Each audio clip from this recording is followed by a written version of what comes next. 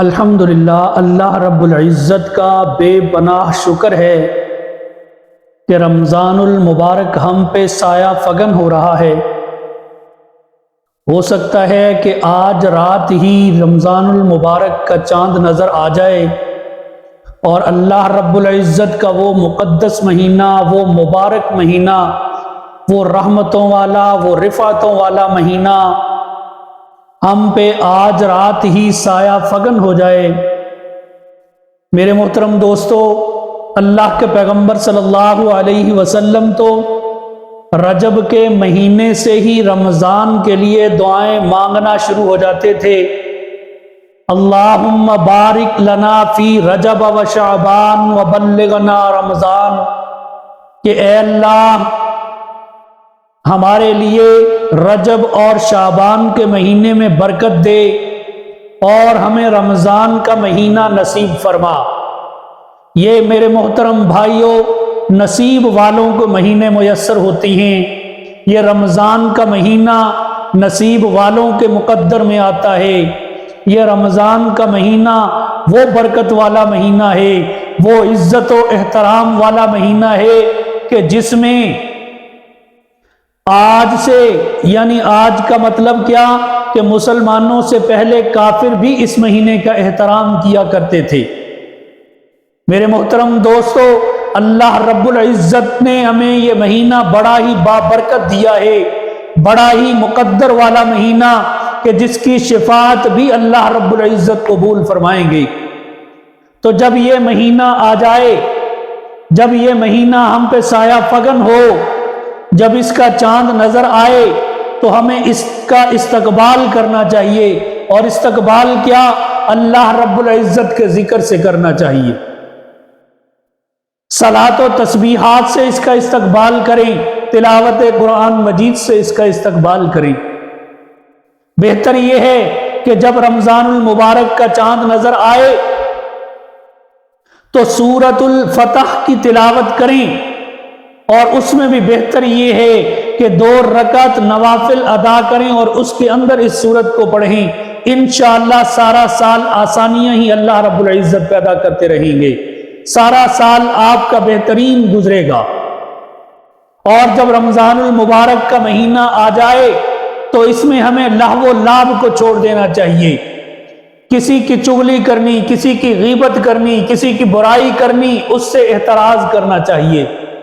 جب یہ رمضان کا مہینہ ہم پہ سایہ فگن ہو گیا تو ہمیں چاہیے کہ اب ہم جھوٹ نہ بولیں، ہمیں چاہیے کہ اب ہم نماز کی باجماعت پابندی کریں، ہمیں چاہیے کہ اب ہمارے ذکر و اذکار میں اضافہ ہو جائے، ہمیں چاہیے کہ اب تلاوت قرآن مجید میں اضافہ ہو جائے۔ میرے محترم دوستو، 3 گھنٹے اس رمضان میں بڑے اہم ہیں۔ وہ کون سے؟ ایک تو یہ کہ جب سحری کا وقت ہو تو اس میں تھوڑی دیر پہلے اٹھ جائیں۔ ایک وہ گھنٹہ سحری والا، ویسے عمومی طور پہ ہم اینڈ پہ جا کے اٹھتی ہیں، وہی آدھا گھنٹہ پہلے اٹھ جائیں تو وہ جو آخری گھنٹہ چل رہا ہے اس میں ہم نوافل ادا کریں، اس میں ہم تہجد کی نماز ادا کریں۔ وہ بڑا ہی بابرکت وقت ہوتا ہے، وہ وقت اللہ رب العزت نے اپنے محبوب بندوں کے لیے خاص کیا ہوا ہے۔ تو یہ رمضان کا مہینہ، اس میں تو بڑی آسانی کے ساتھ ہم وہ وقت پا سکتے ہیں، اور اس مہینے میں بڑی آسانی کے ساتھ نوافل اور تہجد ادا کر سکتے ہیں۔ تو میرے محترم دوستو، یہ مہینہ جو برکت والا مہینہ آیا ہے، یہ مہینہ جو بڑا ہی مبارک مہینہ ہے، اس مہینے کو پانے کی خواہش بڑے بڑے بزرگوں نے کی ہے۔ اس مہینے کو پانے کی خواہش اس کائنات کی سب سے عظیم بزرگ و برتر ہستی سیدنا محمد مصطفیٰ احمد مجتبیٰ صلی اللہ علیہ وسلم نے کی ہے۔ یہ مہینہ جب ہماری زندگی میں آ جائے تو ہمیں اللہ رب العزت سے اور کیا چاہیے۔ حضرت سلمان فارسی رضی اللہ تعالی عنہ سے روایت ہے کہ نبی کریم صلی اللہ علیہ وسلم نے شعبان کی آخری تاریخ میں ہمیں واعظ دیتے ہوئے فرمایا، جب شعبان کی آخری تاریخ یعنی 29 تاریخ کو حضور صلی اللہ علیہ وسلم نے یہ خطبہ ارشاد فرمایا، وہ خطبہ کیا تھا؟ آپ صلی اللہ علیہ وسلم نے ارشاد فرمایا، اے لوگو، تم پر ایک مہینہ آ رہا ہے جو بہت بڑا مہینہ ہے، جو بہت مبارک مہینہ ہے۔ اس مہینے میں ایک رات ہے جو 1000 مہینوں سے بہتر ہے، 1000 مہینوں سے بڑھ کر ہے۔ اللہ تعالیٰ نے اس کے روزے کو فرض فرمایا ہے، اس کی رات کے قیام یعنی تراویح کو ثواب کی چیز بنایا ہے۔ جو شخص اس مہینے میں کسی نیکی کے ساتھ اللہ رب العزت کا قرب حاصل کرے، وہ ایسا ہے جیسے غیر رمضان میں فرض کو ادا کیا، اور جو شخص اس مہینے میں کسی فرض کو ادا کرے وہ ایسا ہے گویا کہ اس نے غیر رمضان میں 70 فرض ادا کیے۔ یہ مہینہ صبر کا مہینہ ہے، اور صبر کا بدلہ جنت ہے، اور یہ مہینہ لوگوں کے ساتھ غمخواری کرنے کا ہے۔ اس مہینے میں مومن کا رزق بڑھا دیا جاتا ہے۔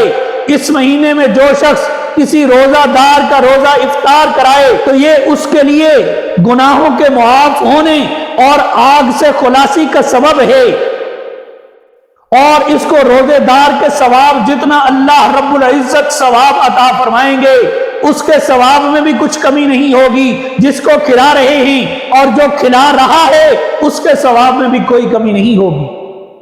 صحابہ کرام رضوان اللہ تعالی علیہم اجمعین نے عرض کیا، یا رسول اللہ صلی اللہ علیہ وسلم، ہم میں سے ہر شخص اتنی وسعت نہیں رکھتا، اس میں اتنی طاقت نہیں ہے کہ وہ روزہ افطار کرائے۔ تو آپ صلی اللہ علیہ وسلم نے ارشاد فرمایا کہ یہ ثواب پیٹ بھر کر کھلانے پر موقوف نہیں ہے، بلکہ ایک کھجور یا ایک گھونٹ پانی یا ایک گھونٹ لسی سے روزہ افطار کرانے پر بھی اللہ رب العزت اس بندے کو اتنا ہی ثواب عطا فرماتے ہیں۔ یہ ایسا مہینہ ہے کہ جس کا اول حصہ رحمت ہے، یہ ایسا مہینہ ہے کہ جس کا درمیانی حصہ مغفرت ہے، یہ ایسا مہینہ ہے کہ جس کا آخری حصہ آگ سے آزادی ہے۔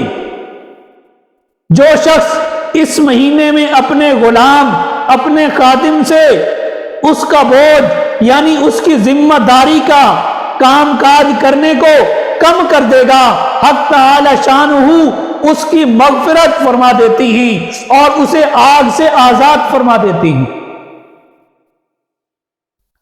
اس مہینے میں 4 چیزوں کی کثرت کرو، جن میں سے 2 چیزیں ایسی ہیں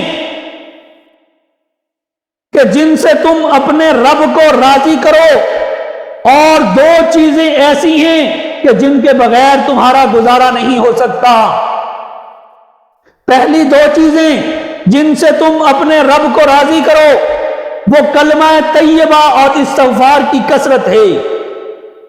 کلمہ طیبہ کثرت سے پڑھو، زیادہ سے زیادہ پڑھو، اور استغفار زیادہ سے زیادہ پڑھو۔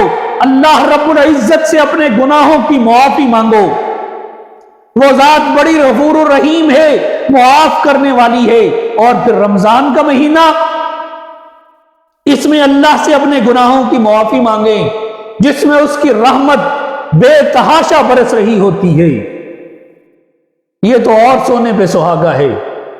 اور دوسری 2 چیزیں وہ کیا ہیں کہ جنت کی طلب کرو اور آگ سے پناہ مانگو۔